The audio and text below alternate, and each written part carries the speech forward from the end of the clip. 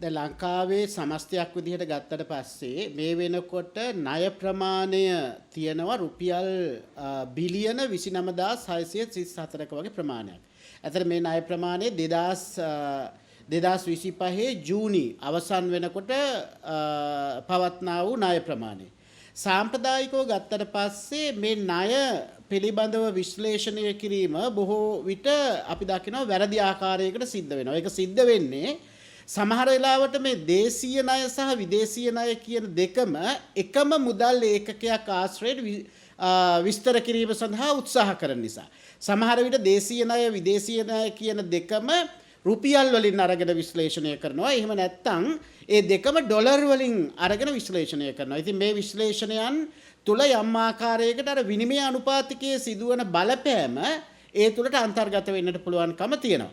ඇත්තටම ණය ප්‍රමාණය වෙනස් වෙන්නේ නැහැ. නමුත් විනිමය අනුපාතිකයේ වෙනස් වීම නිසා ණය ප්‍රමාණයේ වටිනාකම වෙනස් වෙලා පෙන්වුම් කරන්නට පුළුවන්. ඉතින් ලංකාවේ අර 2025 ජූනි මාසය වෙනකොට පවතින මුළු ණය ප්‍රමාණයෙන් දේශීය ණය තියෙනවා රුපියල් බිලියන 18806ක වගේ ප්‍රමාණයක්. විදේශීය ණය තියෙනවා රුපියල් බිලියන 10828ක වගේ ප්‍රමාණයක්. දැන් මේ ණයවල වැඩිවීම පිළිබඳ සලකා බලනකොට අපිට පැහැදිලි වෙනවා පසුගිය කාලය තුළ විශේෂයෙන් මේ වසරේ ජනවාරි සිට ණයවල වැඩිවීම ඉතාමත් අවම ප්‍රමාණයකින් තමයි සිද්ධ වෙලා තියෙන්නේ. අපි දකිනවා සාමාන්‍ය ලංකාවේ මේ දේශීය ණය විතරක් ගත්තොත් මේ දේශීය ණයවල වැඩිවීම සමහර වකවානුවල වේගයෙන් ඉහළ යාමක් දක්නට ලැබුණා. නැත්නම් වැඩිවීමේ වේගය ඉතාමත් ඉහළ මට්ටමක පැවතුනේ. දැන් අපිට පැහැදිලි 2019 වගේ වෙනකල් මේ ණයවල වැඩිවීම සාමාන්‍ය මාසයකට රුපියල් බිලියන 100කටත් වඩා අඩු මට්ටමක තමයි ක්‍රියාත්මක වුණේ. මාසයකට රුපියල් බිලියන 100කට ආසන්න හෝ ඊට වඩා අඩු මට්ටමක තමයි දේශීය ණය වැඩිවීමක් දක්නට ලැබුණේ. නමුත් 2019 සිට 2024 අවසානයේ දක්වා මාසයකට වැඩිවන ණය ප්‍රමාණය රුපියල් බිලියන 100 ඉක්මවා පැවතීමක් අපිට දැක ගන්නට පුළුවන්. අපි දන්නවා 2020 වර්ෂය තුල මාසයකට රුපියල් බිලියන 186ක වගේ ප්‍රමාණයකින් ණය වැඩි වෙනවා.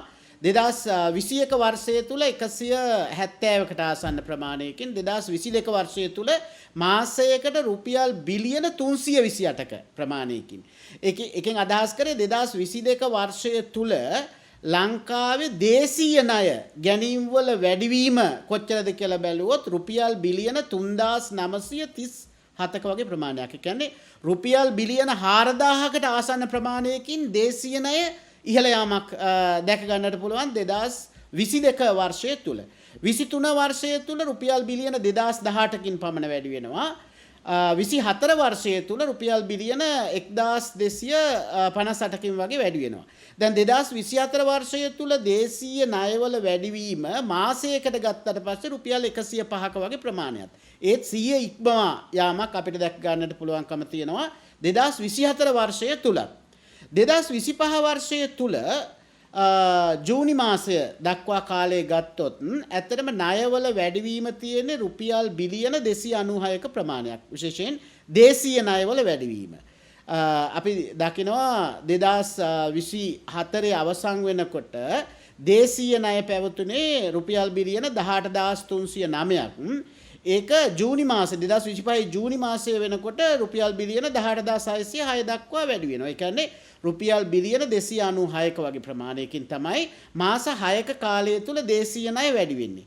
මේ වැඩිවීම මාසිකව සාමාන්‍යයෙන් කොච්චර ප්‍රමාණයකින් වැඩි වෙනවද කියලා බැලුවොත් රුපියල් බිලියන 49.54 ප්‍රමාණයකින්. ඒ කියන්නේ මාසයකට රුපියල් බිලියන 50කට ආසන්න ප්‍රමාණයකින් තමයි දේශීය ණය වැඩි වෙලා තියෙන්නේ. ඉතින් මේක යම් ආකාරයකට ධනාත්මක හොඳ තත්වයක් විදිහට අපි දකිනවා. මොකද අර කලින් මාසයකට වැඩිවන ණය ප්‍රමාණය අලුතෙන් එකතු වන ණය ප්‍රමාණය විශාල වශයෙන් වැඩිවීමක් දක්නට ලැබුණා. සමහර විට රුපියල් බිලියන 400ට ආසන්න ප්‍රමාණයක්, සමහර විට රුපියල් බිලියන 200 බොහෝ වෙලාවට 100 ඉක්මවා යන තත්ත්වයක් තමයි 2019න් පස්සේ අපි දැක්කේ. නමුත් 2025 ආරම්භයේ සිට මේක අර වැඩිවන ප්‍රමාණය අඩු වෙනවා. තවදුරටත් වැඩි වෙනවා අතර දේශීය ණය. රුපියල් බිලියන 50කට ආසන්න ප්‍රමාණයකින් මාසිකව වැඩි වෙනවා. නමුත් අර කලින් වගේ වේගයෙන් වර්ධනය වීමක් දක්නට ලැබෙන්නේ නැහැ. මේ ක්‍රමක්‍රමයෙන් අඩු කරන්නට ඕනේ. අඩු කරලා ඉවර වෙලා සාමාන්‍යයෙන් මාසයකට අපිට මේ වැඩිවන ණය ප්‍රමාණය ඇත්තටම ඉතාමත් අඩු මට්ටමක් දක්වා ගෙනීමට ක්‍රියා කරන්නට ඕනේ.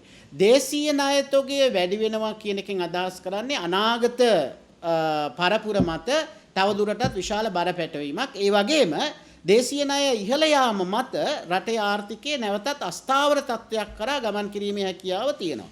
ඉතින් අපි විදේශීය ණය ගැනීම යම් ආකාරයකට මේ වෙනකොට සීමා වෙලා තියෙන්නේ. බහුපාර්ශවීය වගේ ආයතන වලින් විතරයි අපිට ණය ලැබෙන්නේ. දැන් එවැනි තත්ත්වයක් තුළ දේශීය ණය ගැනීමත් යම් ආකාරයකට පාලනයකින් යුක්තව කරගෙන ගියොත් රට ස්ථාවර මට්ටමක් කරා ගෙන ඒමේ හැකියාව තියෙනවා.